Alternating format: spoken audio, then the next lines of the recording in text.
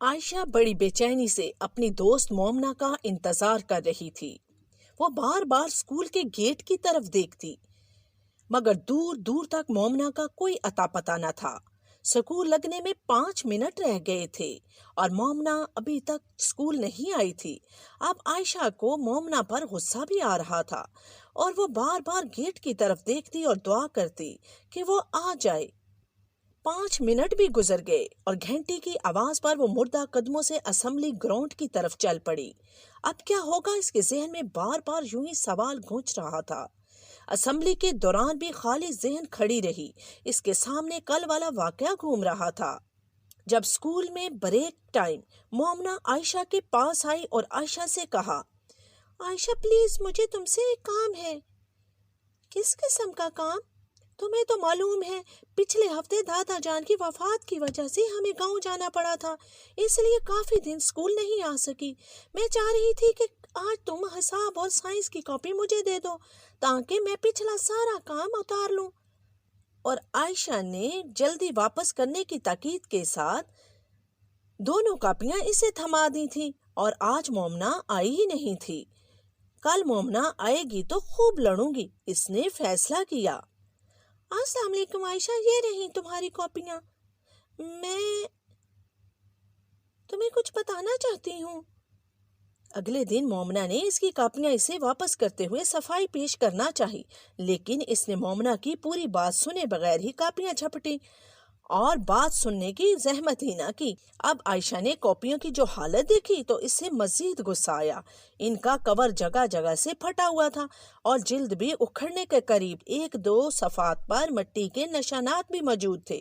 نہ جانے یہ میری کاپیوں کے ساتھ کیا کچھ کرتی رہی ہے، آئندہ تو اسے کوئی چیز نہیں دوں گی، اس نے فیصلہ کیا۔ اسی وقت مومنہ دوبارہ اس کے پاس آئی۔ عائشہ پلیز میری بات تو سنو۔ بہانہ بنائے گی، اس نے دل ہی دل میں سوچا۔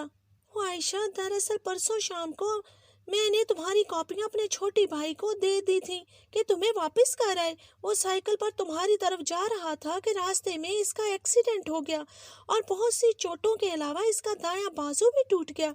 امی تو ابھی تک گاؤں سے نہیں آئی تھیں، اس لیے مجھے کل چھٹی کرنی پڑی۔ امی کل شام کو ہی پہنچی ہیں، اس لیے میں آج اسکول آئی ہوں۔ ان حالات میں مجھے ذرا فرصت نہیں ملی کہ تمہاری کاپیوں کی حالت ہی درست کر دیتی۔ پلیز عائشہ مجھے معاف کر دو۔ عائشہ نے غصے سے اس کا جائزہ لیا اور کچھ کہے بغیر وہاں سے اٹھ آئی۔ پورا دن اس نے مومنہ سے کوئی بات نہیں کی، حالانکہ وہ دونوں ہی آپس میں گہری دوستیں تھیں۔ دن گزرتے گئے، یہ واقعہ ماضی کی گرد میں دب گیا۔ پھر یہ ہوا کہ بدلتے موسم نے جہاں اور بہت سارے بچوں کو بیماری کا تحفہ دیا، وہاں عائشہ کو بھی شدید بخار اور کھانسی نے آ گھیرا۔ اس نے 2 دن اسکول سے چھٹی کی، کڑوی کڑوی دوائی پینی پڑی۔ تیسرے دن طبیعت کچھ سنبھلی تو امی نے اسکول بھیجا اور 1-2 دن میں وہ پوری طرح سے صحت یاب ہو گئی۔ اس دن کلاس میں مس نے اطلاع دی کہ پرسوں سائنس کا ٹیسٹ ہوگا تو ایک دم عائشہ کو یاد آیا بیماری کے دنوں میں چھٹیاں کرنے کی وجہ سے تو سائنس کے کچھ نوٹس لکھنے رہ گئے تھے۔ اس کے چہرے پر پریشانی کے آثار دیکھ کر پاس بیٹھی مومنہ نے وجہ پوچھی تو اس نے بتایا۔ مومنہ نے بغیر کچھ کہے اپنی سائنس کی کاپی نکال کر اسے دے دی۔ یہ لو تم، اتنی سی بات پر پریشان ہو گئی، تسلی سے نوٹس اتارو، کل واپس کر دینا۔ عائشہ گھر پہنچی تو خالہ جان اپنے 3 بشدت شرارتی بچوں کے سمیت آئی ہوئی تھیں۔ عائشہ نے بستہ کمرے میں رکھا اور خالہ جان سے گپ شپ کرنے لگی، جبکہ ان کے بچے اسد اور حمزہ کے ساتھ مل کر پورے گھر میں ادھم مچا رکھا تھا۔ وہ تو شاید شام تک ہی باتیں ہی کرتی رہتی اگر امی جان کھانے کے لیے آواز نہ دیتی۔ اچھا امی جان، میں یونیفارم بدل کر ابھی آتی ہوں۔ یہ کہتے ہوئے وہ اپنے کمرے کی طرف بڑھی، لیکن دروازے میں ہی رک گئی۔ یہ کیا کر رہے ہو تم لوگ؟ وہ بچوں کو دیکھ کر چلائی جو کاغذ پھاڑ کر اس کے جہاز بنانے اور اڑانے میں مصروف تھے۔ ارے باجی جان، یہ دیکھیں میرا جہاز شوں! مانی نے جہاز لہرایا۔ یہ صفحے کہاں سے پھاڑے ہیں؟ یہ کہتے ہوئے وہ آگے بڑھی اور جیسے ہی کاپی پر نظر پڑی اس کی چیخ نکل گئی۔ مومنہ کی کاپی، پھر وہ اس کی طرف متوجہ ہوئی۔ یہ کیا کیا تم نے؟ یہ میری کاپی نہیں تھی، میری دوست کی تھی۔ نکل جاؤ سب میرے کمرے سے۔ وہ سب جلدی سے نکل گئے۔ اف، کیا کروں؟ اس نے آنسوؤں کو پوچھتے ہوئے سوچا۔ رات کو ڈرتے ڈرتے اس نے مومنا کو فون کیا۔ مومنا، مجھے تم سے ایک ضروری بات کہنا ہے، دراصل کاپی کے متعلق۔ کیا ابھی تک نوٹس مکمل نہیں ہوئے؟ اچھا ایسا کرنا، کل اسکول لے آنا، ہم دونوں مل کر لکھ لیں گے۔ مومنا نے اصل بات سے بے خبر بولتی چلی گئی۔ نہیں، یہ بات نہیں ہے۔ اسے بتانے میں بہت دقت ہو رہی تھی۔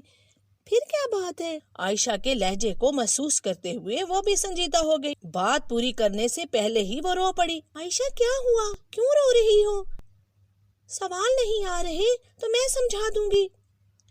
مومنا واقعی پریشان ہو گئی۔ اس سے سمجھ نہیں آ رہا تھا کہ اسے کیسے تسلی دے۔ عائشہ کچھ بولو نا، میں تمہیں بعد میں بتاؤں گی۔ بڑی مشکل سے یہ جملہ ادا کر کے اس نے فون بند کر دیا۔ جب وہ اسے اپنی کاپی کا یہ حشر نظر آئے گا تو اس کا کیا رد عمل ہوگا؟ عائشہ نے سوچا۔ انجانا سا خوف مسلسل موجود تھا، یہ سوچتے ہوئے کہ وہ کل اسے کیا بتائے گی۔ اللہ میاں، آپ تو جانتے ہیں نا کہ اس میں میرا کوئی قصور نہ تھا، پلیز اللہ، پلیز مجھے معاف کر دیں۔ اسی وقت دروازہ کھلا اور مومنا آندھی اور طوفان کی طرح اندر داخل ہوئی۔ کیا ہوا ہے؟ اتنا کیوں رو رہی ہو؟ فون کیوں بند کر دیا تھا؟